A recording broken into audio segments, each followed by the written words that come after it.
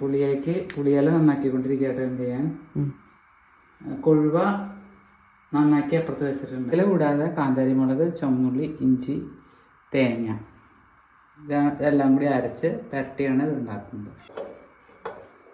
ഇത് അരയ്ക്കാനായിട്ട് എടുക്കട്ടെ കേട്ടോ. കറണ്ട് പോകുമല്ലോ. തേങ്ങ അരയ്ക്കാൻ പോവാം.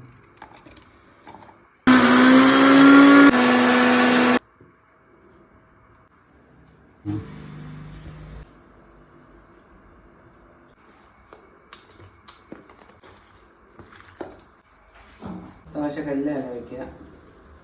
മീനെടുത്തിട്ട് ഈ ഇലയിൽ പരത്തി വയ്ക്കണം. അവിടെ വരക്കണം.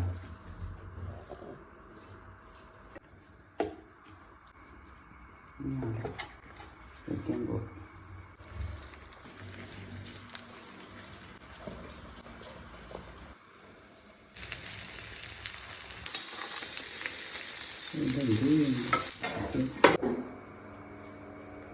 സൂപ്പർ. അതെ.